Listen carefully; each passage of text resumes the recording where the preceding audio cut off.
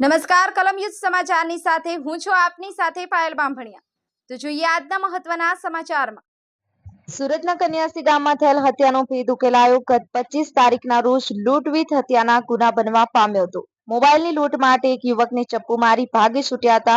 યુવકને ચપ્પુ મારતા યુવકનું સારવાર દરમિયાન 30 તારીખે મોત નીપજ્યું હતું। મોત નીપજતા કિમ પોલીસ મથકમાં હત્યાનો ગુનો નોંધાયો હતો। હત્યા તથા સુરત ગ્રામ્ય એલસીબી તેમજ સ્થાનિક પોલીસ આરોપીને પકડવા કવાયત હાથ ધરી। પોલીસે તપાસ કરતા હત્યારાઓ અગાઉના ગુનામાં પકડાયા હોવાથી જેલમાં હતા। જેલમાંથી જામીન મુક્ત થતા એલસીબી પોલીસે હત્યારાઓને ઝડપી પાડ્યા। કલમ સમાચાર સુરત।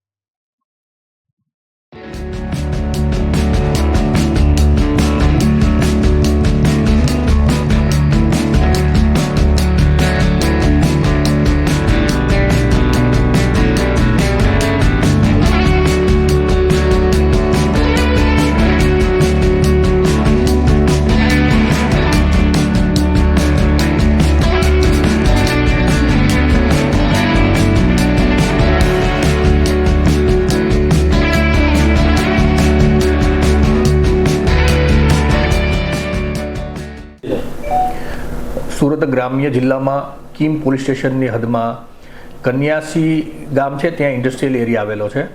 આ કન્યાસી ઇન્ડસ્ટ્રીયલ એરિયામાં ગઈ તારીખ 25/11/24ના રાત્રિના સમયે લગભગ 8:30 વાગ્યાના અરસામાં બે વ્યક્તિઓ પોતાના ફેક્ટરીમાંથી કામ કરીને પોતાના ઘર તરફ જઈ રહ્યા હતા।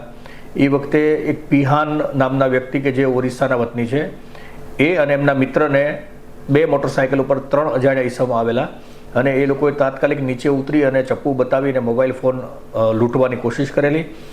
એ પિહાને એ વ્યક્તિએ પોતે પ્રતિકાર કરેલો અને પોતાના કબજાનો મોબાઈલ ફોન નહીં આપતા એના પેટના ભાગે ચપ્પુ મારીને પિહાનનો મોબાઈલ ફોનની લૂંટ કરેલી અને એના મિત્રના મોબાઈલની ફોનની પણ લૂંટ કરેલી।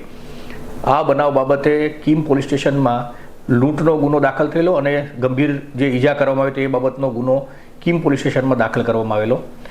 આ બનાવ પછી 2 દિવસ બાદ જે પિહાન નામના વ્યક્તિ જેમને ચપ્પુ મારી અને લૂંટ કરવામાં આવી હતી તેનું અવસાન થયેલું અને લૂંટ વિથ મર્ડરની જે સેક્શન છે એ એડ કરવામાં આવેલી।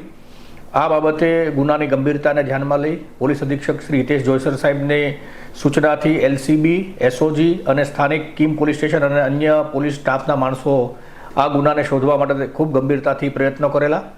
એલસીબીના પોલીસ ઇન્સ્પેક્ટર શ્રી ભટોળ અને પોલીસ સબ ઇન્સ્પેક્ટર શ્રી શકોરિયાએ રાત દિવસ મહેનત કરી ટેકનિકલ સર્વેલન્સ, મેન્યુઅલ સર્વેલન્સ, સીસીટીવીના એનાલિસિસ અને પોતાના ગુપ્ત બાતમીદારોને કામે લગાડી ઘણા બધા લોકોની પૂછપરછ કરી, ઘણા બધા સીસીટીવી કેમેરાઓને ખંગોળ્યા। આઈસીજીએસ અને ઈ ગુજકોપ જે પોર્ટલ છે એની અંદરથી ભૂતકાળમાં પકડાયેલા ગુનેગારોની માહિતી મેળવી અને ત્યાર પછી ઝીરોઈંગ કરતા આ ગુનામાં કુલ 3 ઈસમો 2 મોટરસાઇકલ લઈને ગયેલા અને એમના નામ મળેલા। આ 3 ઈસમોના જે આરોપી છે એમના નામ છે ગોવિંદ ભજની બહેરા, જે 23 વર્ષની ઉંમરનો છે અને મૂળ ઓરિસ્સાનો વતની છે અને પીપોદરા ઇન્ડસ્ટ્રીયલ વિસ્તારમાં રહે છે। બીજો એક આરોપી છે સુબલ મુરલી ગોડા, જે પણ ઓરિસ્સાના વતની છે અને પીપોદરા ઇન્ડસ્ટ્રીયલ વિસ્તારમાં રહે છે। આ 2 આરોપીઓ છે અને ત્રીજા એક આરોપી છે સંતોષ ગોપીચંદ જાતે પવાર, આ પણ પીપોદરામાં રહે છે। આ 3 ઈસમોએ આ લૂંટ વિથ મર્ડરના ગુનો આચર્યા હોવાની હકીકત મળેલી।